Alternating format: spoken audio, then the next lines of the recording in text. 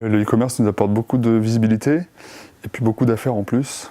Avant qu'on lance 1083, on avait à peu près 50% de notre chiffre d'affaires sur Internet et 50% dans ce magasin à roman. Avec 1083 et le lancement de cette marque, on est à peu près à 70% de 1083, 15% de modétique.com et 15% du magasin de roman. Donc ça a vraiment explosé le fait de lancer ces boutiques en ligne.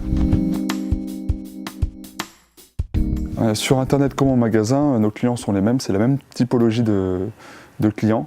Donc, et d'ailleurs, des clients Internet peuvent devenir des clients magasins et vice-versa. Nous, on les considère vraiment comme la même clientèle, avec du coup des services qui se croisent.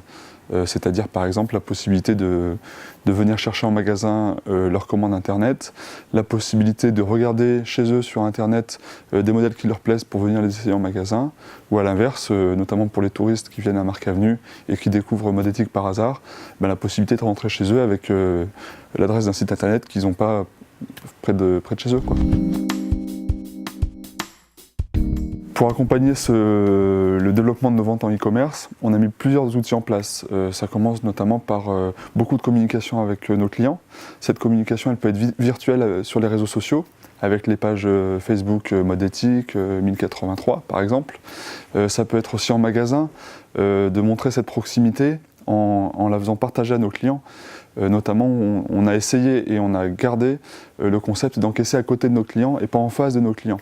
Donc le client voit le même écran de caisse que nous et du coup ça symbolise notre proximité et notre lien qu'on a autour de l'informatique et donc autour du e-commerce.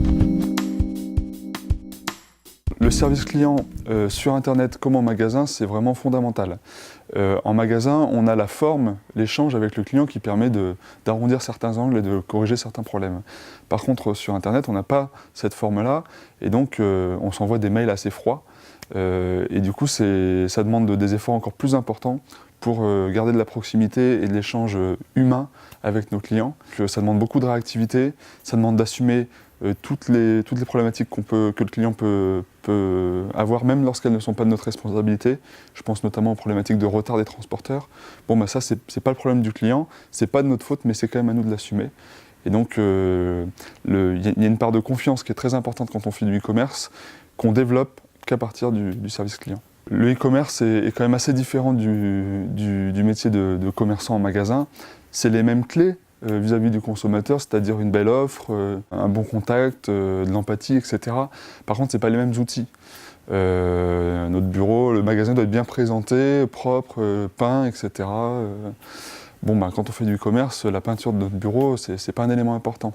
Par contre, l'interface graphique, le fait qu'il n'y ait pas de bugs, etc., c'est fondamental.